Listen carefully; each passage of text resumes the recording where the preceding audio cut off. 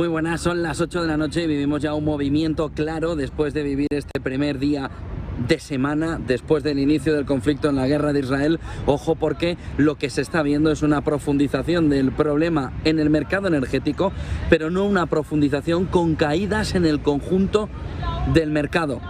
SP500, Nasdaq continúan o consiguen sobrellevar lo mejor que pueden la situación después del estallido de ese conflicto entre Israel y Gaza.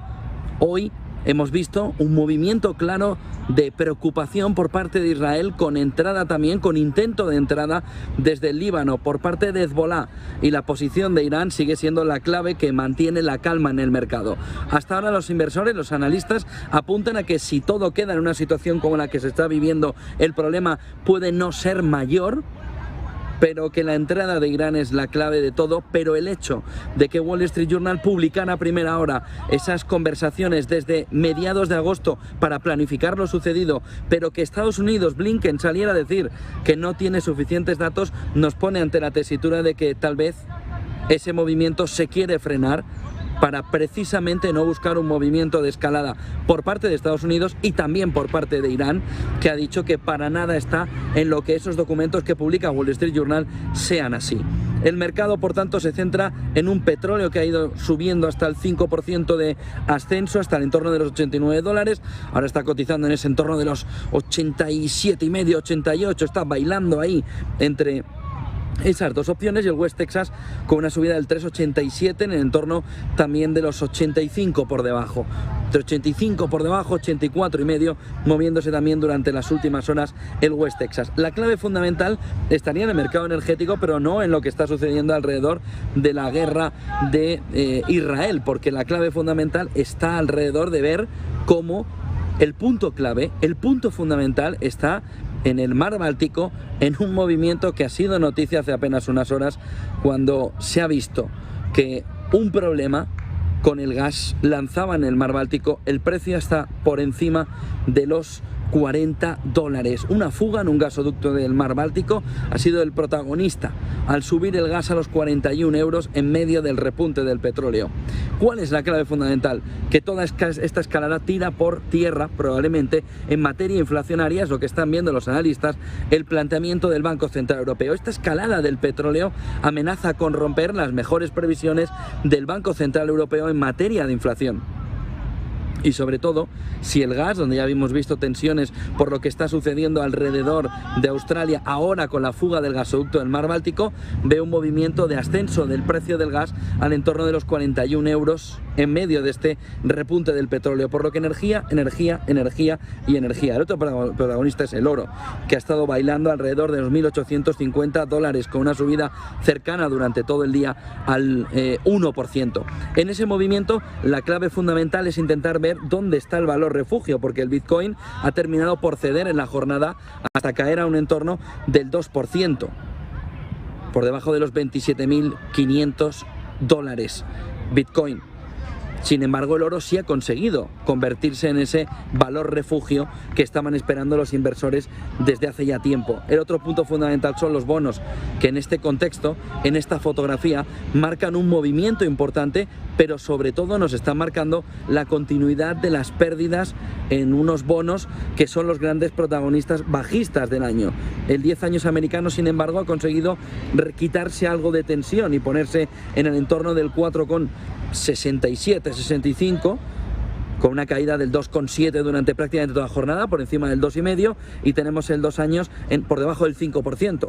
También con una caída fuerte por encima del 2,5%. De tal manera que la tensión vivida se ha ido relajando durante la jornada, y lo que nos queda ahora es intentar ver si se puede evitar el movimiento de escalada. Y Israel, en el movimiento que ahora están intentando ver los analistas como movimiento que pudiera darle otra vez ese movimiento de escalada, estaría planeando, según un funcionario estadounidense, la oportunidad de una invasión en Gaza en las próximas 24 o 48 horas. Pero este mensaje ha sido rapidísimamente contestado, sobre todo por Irán, diciendo que un movimiento de ese estilo lo que provocaría principalmente es un movimiento claro donde tendría que intervenir todo el mundo islámico en defensa de Palestina. De tal manera que ahora mismo lo que buscan, lo que miran los analistas, es que esa opción que sería ese intento de invasión por parte de Israel de Gaza y esa respuesta por parte de Hamás se pudiera frenar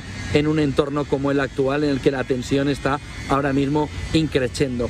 El otro punto fundamental está en quién aguanta. Aguanta el euro, mientras el petróleo se dispara, el oro repunta, pero sobre todo el dólar no tira lo que se esperaba, por lo que no parece que el dólar sea el gran beneficiado de todo este movimiento que hemos visto en el fin de semana, sino todo lo contrario. Ese movimiento del dólar saldría claramente perjudicado en el entorno actual.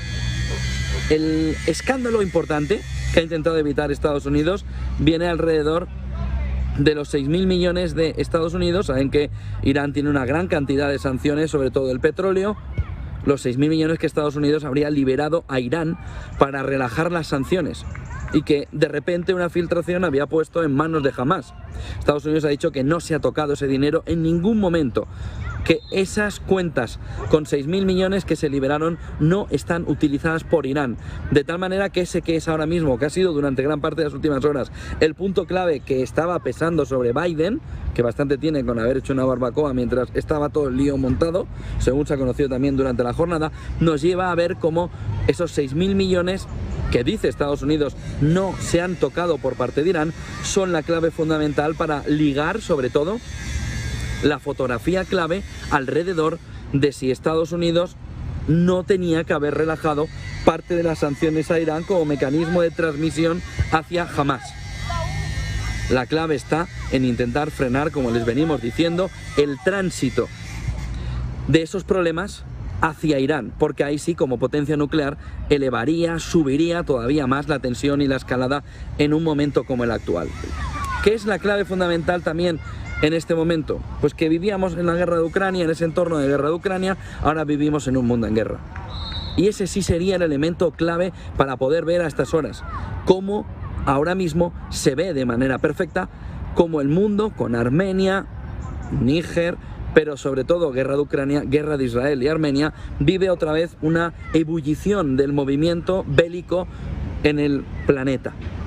Netanyahu ha dicho además que las cosas van a cambiar, que la guerra contra Hamás va a cambiar Oriente Próximo y lo va a hacer de manera definitiva y lo va a hacer claramente ad eternum, de tal manera que va a cambiar el modelo, lo cual no está ayudando demasiado a relajar la tensión que sobre todo desde Irán se pone con lo que está sucediendo alrededor de Palestina. Pero Netanyahu, que ha dicho que la guerra va a ser larga y dura, que ha dicho además que esto es un 11S, pero para Israel, ahora tiene delante de la fotografía la posición clara de que Hamás y la guerra contra Israel van a cambiar Oriente Próximo para siempre. Xi Jinping se ha reunido después de muchos años con una delegación diplomática de Estados Unidos, en el que ha dicho que la relación entre China y Estados Unidos va a determinar el destino de la humanidad. Ha dicho que deben enfrentarse de una manera seria y responsable a lo que está sucediendo alrededor de la relación de Estados Unidos con, en este caso, China. Y dice que ambos países tienen una obligación, tienen una responsabilidad importantísima en el momento actual que les debe llevar a llegar a grandes acuerdos. Es algo que también ha relajado muchísimo durante las últimas horas el clima de tensión que se vivía, como China aboga ante ese cuerpo diplomático la opción de que se llegue a un acuerdo claro y evidente que relaje cualquier tipo de tensión entre los dos principales países del mundo.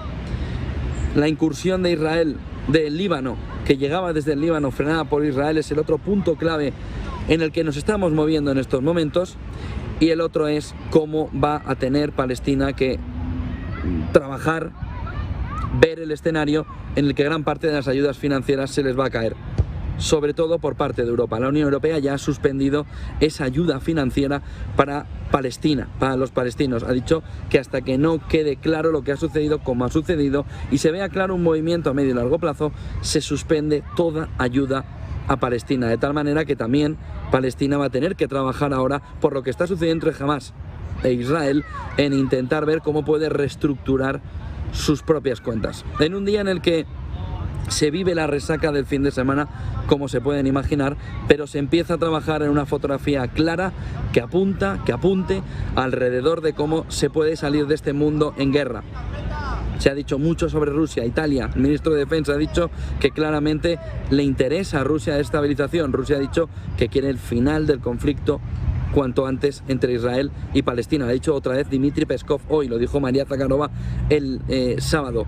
Pero hay una duda importante encima de la mesa y es si Estados Unidos, ante esta situación, puede estar en los dos conflictos con una ayuda financiera y armamentística fuerte.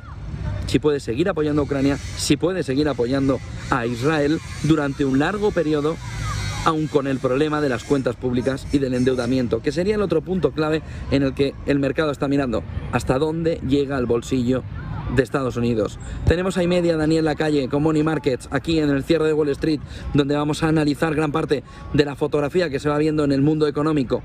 Y vamos a tener también la mirada puesta en lo que va sucediendo en estas próximas horas. Ya a las 9:30, Gabriel Montalto con toda la fotografía del cierre de Wall Street en su última media hora en esta jornada de tensión. Vamos a ir avanzando en un cierre de Wall Street que hoy es apasionante. Publicidad y enseguida volvemos.